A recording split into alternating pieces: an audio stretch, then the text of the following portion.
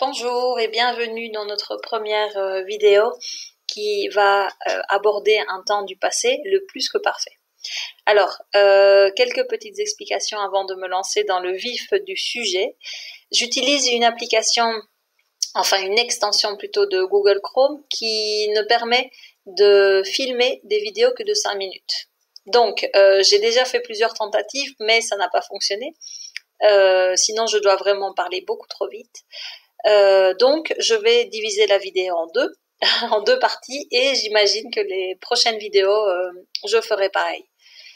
D'accord. Alors, n'hésitez surtout pas à faire des pauses, d'accord, à lire correctement, à lire tranquillement l'information qui est présente sous vos yeux, et ensuite à écouter mes explications complémentaires.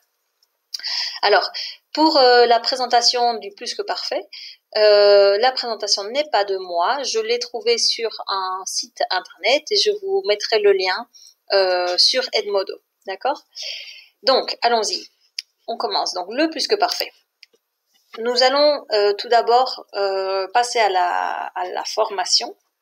Alors, comme vous le savez certainement, le plus que parfait est un temps composé. En espagnol, vous dites le pluscuamperfecto. Un temps composé, c'est-à-dire deux formes verbales. L'auxiliaire, être et avoir, être ou avoir, et le participe passé du verbe, d'accord? Alors, comment choisir être ou avoir? Même règle qu'au passé composé.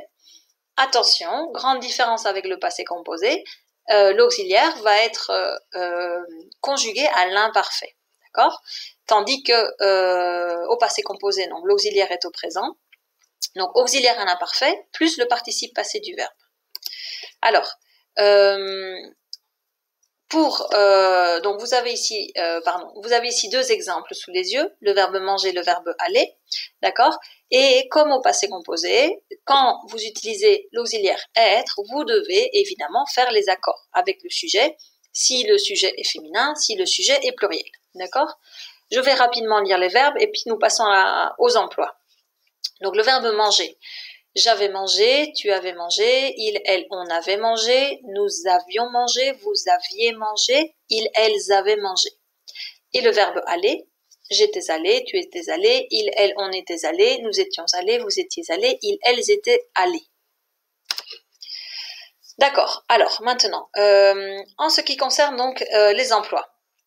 Le premier emploi le plus fréquent, le plus usuel, c'est pour marquer l'antériorité d'un fait passé par rapport à un autre fait terminé, passé, d'accord? Donc vous allez exprimer qu'une action est antérieure à une autre action passée, d'accord?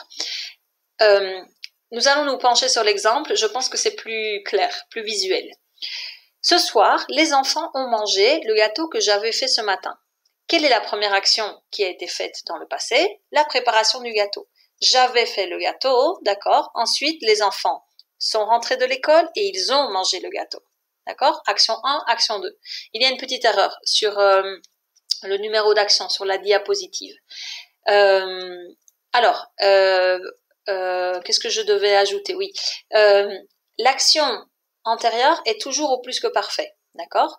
Par contre, l'action dans le passé peut être passé composé, peut être également conjugué à l'imparfait et peut être également conjugué au passé simple, d'accord. Alors, je vous laisse lire les deux autres exemples. Mais donc, retenez, premier emploi du plus que parfait, antériorité d'un fait par rapport à un autre fait passé, terminé.